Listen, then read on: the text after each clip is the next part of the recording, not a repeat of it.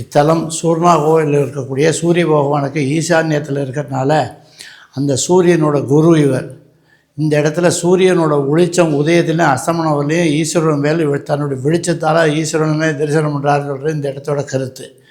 இவரை யாக்கியவழிக்க மகரிஷி என்பவர் பூஜை பண்ணியிருக்கிறதுனால இந்த மகரிஷி எல்லாருமே சூரியனை தரிசனம் பண்ணிகிட்டே இருக்கணுங்கிறதுனால இங்கே இலுப்ப மரமாக மாறி வெளியில் இலுப்ப மரமாக இருக்காங்க.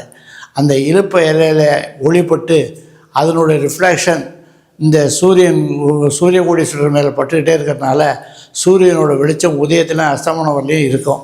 அதனால் இந்த இடத்துல சூரியனால் ஏற்படக்கூடிய சகலவிதமான தோஷங்களுக்கும் பரிகார ஸ்தலம் சொல்கிறது இந்த இடத்துல.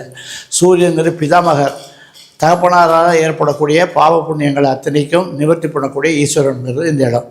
இது சூர்ணா கோயிலேருந்து 5 கிலோமீட்டர் ஈசான்யத்தில் இருக்கிறதுனால பவள நதிங்கிற ஒரு ஜீவநதி கரையில் இருக்கிறதுனால காசி ராமேஸ்வரம் போல் ஜீவநதி கரையில் இருக்கிறதுனால இந்த இடத்துக்கு ஒரு பெரிய மரியாதை உண்டு. அது இந்த இடத்துல வழிபட்டோம்னா பிதர்களோட சாபத்தை போகக்கூடிய இடம். காசி ராமேஸ்வரத்தில் போனோம்னா பிதர்கள் சாபம் போகிறது. அதேமாதிரி இந்த கோயிலில் வந்து தரிசனம் பண்ணால் பிதர்களோட சாபங்கிறது போயிடுங்கிறது இந்த இடத்தோட கருத்து.